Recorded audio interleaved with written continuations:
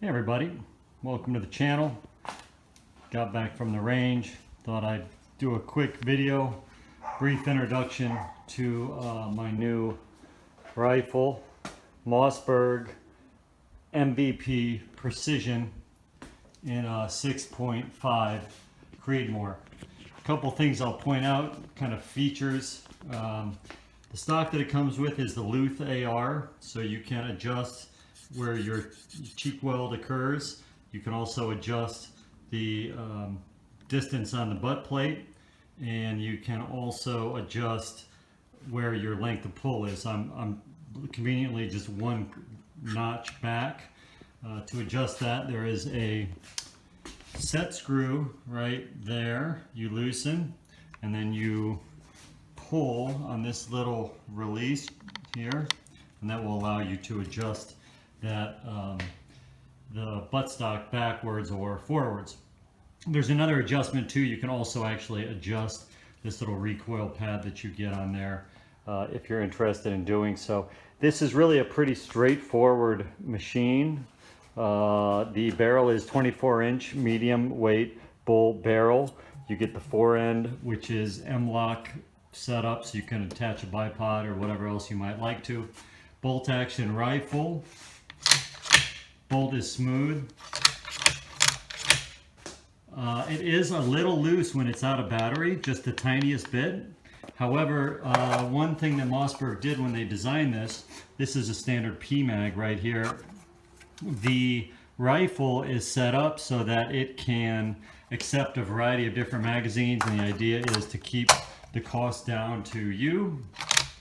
And my guess is that when that bolt is out of battery and it's a little loose, it's an engineered design to let that bolt pick up cartridges from the variety of magazines that it can accept. But otherwise, when it's in battery, it fits snugly, as you would expect with a bolt action. Here is your safety right there by the thumb.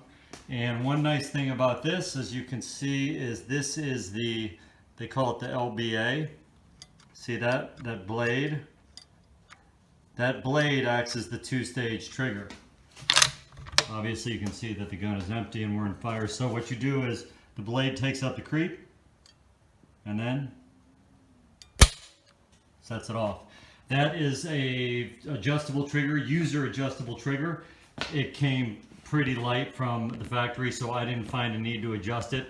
My Remington 700 has a Timney trigger job, and this trigger is every bit as nice as that. And that's really all the moving parts. This is the bolt release right here, and then the magazine release is right there. I don't want to drop it though. Let's see. This button right here is the magazine release, and then the magazine comes right out.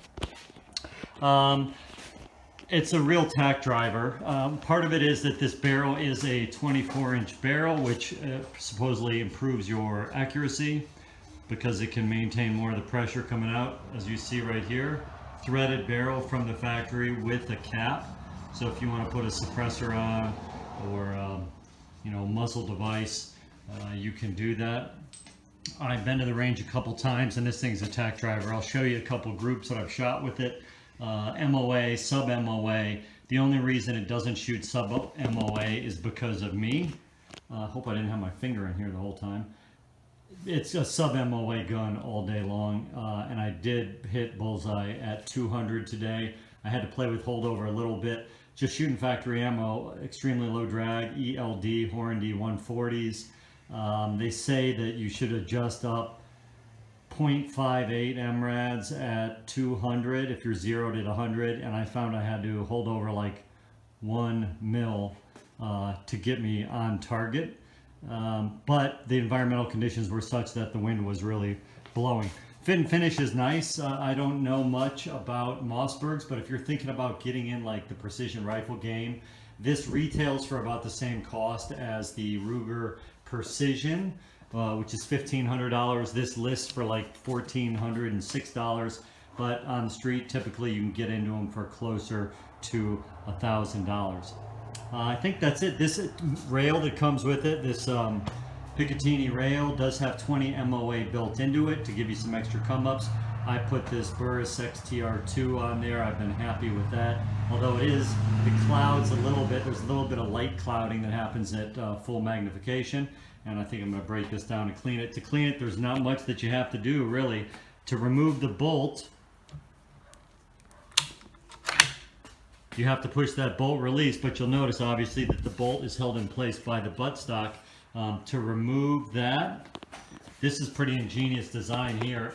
All you have to do is release this screw, and then the stock is dovetailed right in there. Remove it, remove the bolt, service it, and then wipe it down and put it away. So quick review, initial thoughts of the Mossberg MVP 6.5 Creedmoor. It's a similar round to my 243, but it does carry a lot more impact force with it further down range, and is better suited to longer ranges than my 243 is, especially if there's any kind of wind blowing side to side, because it's, I think, a little, it's a heavier bullet that you're going to be shooting. Overall, so far, really happy. These things online, you see people either tend to love them or hate them. I think maybe they just get a bad rap because Mossberg are known as the shotgun people, but they make 90% of their guns in Texas, and they're an American family-owned company that's been in business for a long time. And anytime that they have a new line of rifles, this has been out a few years now, but when it's like their flagship foray into a realm, they're probably going to want to try to do it right. So they've got a lot of proprietary technology in here that allows for that multiple magazine styles to be used, so you don't have to buy a proprietary magazine. Inclusion of the M-LOK forend is kind of nice. It's all machined aluminum except the barrel, which as I mentioned is a medium weight bull barrel. Rifle isn't light, it's about 10 pounds, but if you want to start thinking about precision rifle shooting or starting to shoot at longer ranges, this is something you might want to consider. It has a lot of features that allow you to get comfortable with the weapon, particularly the adjustable stock, although you could always switch out something from something else. The trigger, again, I really like this trigger a lot, and it is adjustable. If you don't like how it comes, you can always adjust it. The PMag feels a little chintzy, but you can buy whatever you want and stick it in there. And like I said, the bolt is just has a little bit of wiggle out of battery, but that may be an engineering design to allow it to pick up cartridges from multiple magazines. I have not had a single failure to feed or any other failure with this so far. I've been very happy. I'll show you a couple pictures of what the groups look like, and that's it. If you like this, or this help you make an informed decision, please like the video, subscribe to the channel. It helps so I can keep these things going and keep them coming out to you. Appreciate you and have a great day. Bye-bye. All right, well, I hope you enjoyed the review of the Mossberg MVP. I did want to share what the groups are looking like. There's, at 100 yards, you see there's 3 pretty closely grouped together, and then 2 that are a little bit out. One's up just about an inch, and one's down about an inch, and they're both over a hair from the main group. I think that is probably a result of my error, and not that the gun is shooting inconsistently. And similarly, this is also another group shot at 100 yards. You can see it's pretty much right on the money, and I think the slight variations you see are my inconsistencies or inaccuracies. One other thing that I would show you, those last 2 shots were groups at 100. This is 3 shots at 200 yards. Let's see if I can get this without the glare. But basically, this shot down here right at the bottom, that was the first shot, and I put the crosshairs dead center. Hornady on the 140 grain ELD says that if you're zeroed at 100, at 200 you should need to come up 0.58 mils. I didn't have the dope sheet with me. I just adjusted it what I thought it would be, and that right there is a 0.5 mil holdover, right? And I was low again, so then on the 3rd shot, I held over 1 full mil, and that put it on the bullseye at 200 yards. So pretty happy with that. Factory loads, 200 yards on the bullseye, although I did have to compensate a little bit more than the ballistics calculator provided by Hornady told me. However, I would mention that it was extremely windy today, and they were kind of variable and swirling, and that could have had an effect on those shots because we're kind of down dip a little bit if that wind was drafting in and pushing down. Who knows? You know, it just takes very small changes in variables to affect these things the further out we go. But we're shooting pretty small groups at 100. I was happy with.